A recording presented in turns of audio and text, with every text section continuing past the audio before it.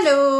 അങ്ങനെ വീണ്ടും ആ ടൈം എത്തിയിരിക്കുകയാണ്. 2024 സംസ്ഥാന ചലച്ചിത്ര പുരസ്കാരങ്ങൾ അടുത്ത മാസം, അതായത് ഓഗസ്റ്റിൽ പ്രഖ്യാപിക്കും എന്ന റിപ്പോർട്ടുകൾ വന്നു തുടങ്ങിയിട്ടുണ്ട്. സോ നമുക്കും ചർച്ച സ്റ്റാർട്ട് ചെയ്യാം.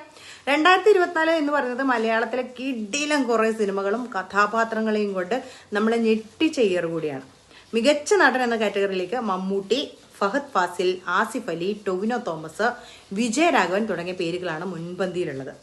നമുക്ക് എല്ലാവർക്കും അറിയുന്ന പോലെ ബ്രഹ്മയുഗം എന്ന സിനിമയിലൂടെ മമ്മൂട്ടിയും, കിഷ്കിന്ധാകാന്ഡം, തലവൻ, അഡിയോ സമിഗോ, ആ ചിത്രം കാണാത്തവരുണ്ടെങ്കിൽ കണ്ടു നോക്കിക്കോളൂ, നല്ല അടിപൊളി പടമാണ് കേട്ടോ.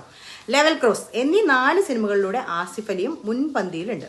പിന്നെ ARM എന്ന ഒറ്റ സിനിമയിലൂടെ 3 കഥാപാത്രങ്ങൾ അവതരിപ്പിച്ച് നമ്മളെല്ലാവരും ഞെട്ടിച്ച ടൊവിനോ തോമസും സാധ്യത പട്ടികയിലുണ്ട്. മറ്റൊരു പേര് വിജയരാഘവനാണ്.